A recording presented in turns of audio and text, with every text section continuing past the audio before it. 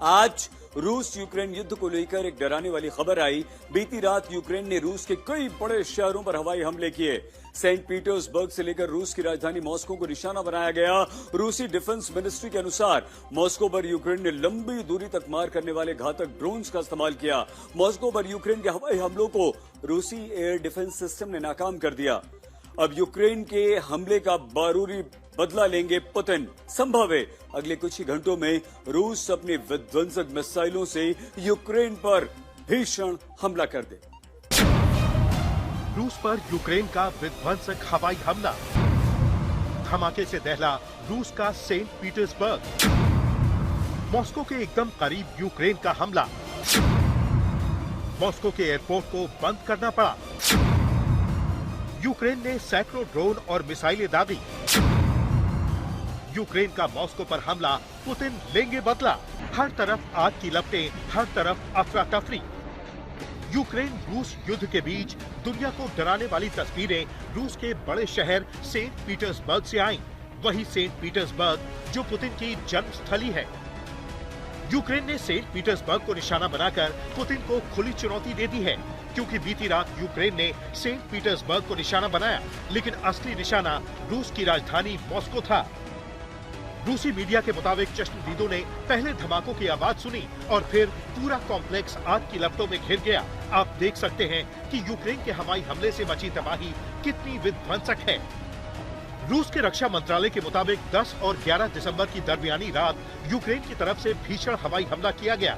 रूसी सेना ने 287 यूक्रेनी ड्रोनों को मार गिराया। हमले के चलते एहतियातन मॉस्को के सभी 4 हवाई अड्डों को अस्थायी तौर से बंद करना पड़ा। रूसी रक्षा मंत्रालय का दावा है कि यूक्रेनी सेना ने मॉस्को पर हवाई हमले की बड़ी कोशिश की, जिसे नाकाम कर दिया गया।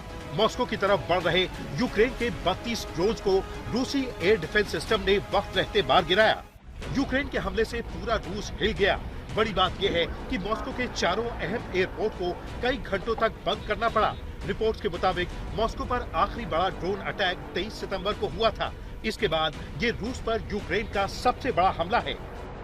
यूक्रेन के 118 ड्रोन ब्रायंस्क इलाके में मार गिराए गए। 40 ड्रोन को वक्त रहते मॉस्को में मार गिराया गया।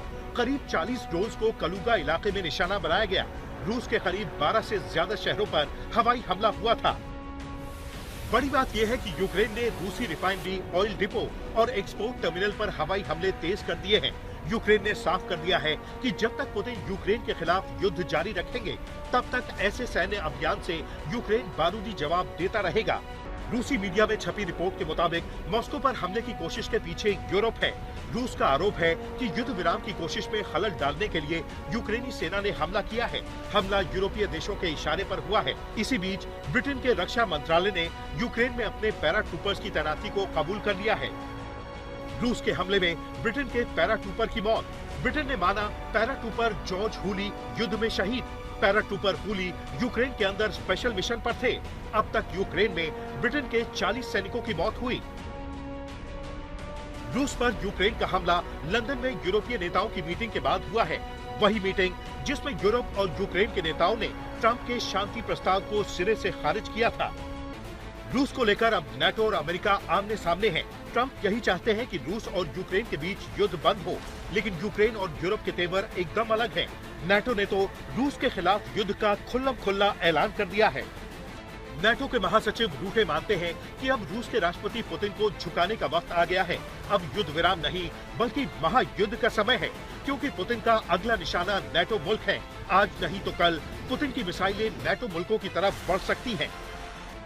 नाटो की इसी धमकी से निपटने की तैयारी पुतिन पहले ही कर चुके हैं।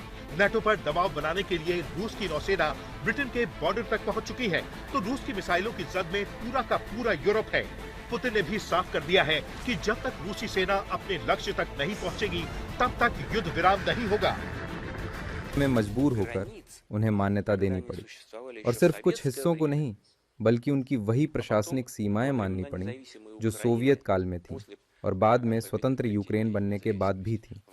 फिर वहां के लोग मतदाता रेफरेंडम में गए और उन्होंने मतदान किया कि वहां से सेना हटाई जाए और कोई भी सैन्य कार्रवाई ना की जाए, लेकिन उन्होंने युद्ध को ही चुना और अब मामला साफ हो गया है। और बात एक ही चीज पर आकर टिकती है, या तो हम सैन्य कार्रवाई के जरिए उन क्षेत्रों को मुक्त करें या फिर यूक्रेनी सेना वहां से हट जाए, उन इलाकों को छोड़ दे और वहां के लोगों की हत्या करना बंद करे। द वॉल स्ट्रीट जर्नल की रिपोर्ट के मुताबिक रूस ने यूक्रेन के साथ नाटो मुल्कों से युद्ध लड़ने की तैयारी शुरू कर दी है।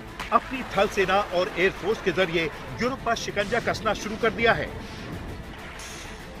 उत्तरी अटलांटिक और नॉर्थ सी में रूसी नौसेना की एक्टिविटी बढ़ गई है, तो वहीं ब्रिटेन के समुद्री इलाके में रूसी नौसेना घुसपैठ कर चुकी है। नाटो को यही लगता है, अगर पुतिन को अभी तक नहीं रोका गया तो आने वाले कुछ दिनों में यूरोप पर हमला तय है। मतलब यही है, अब महायुद्ध तय है। देखना यही है कि महायुद्ध हुआ तो अमेरिका का रुख क्या होगा, क्योंकि यूरोप के तमाम मुल्कों ने मॉस्को पर हमले की तैयारी शुरू कर दी है। ये हमला किसी भी वक्त हो सकता है। आज तक ब्यूरो।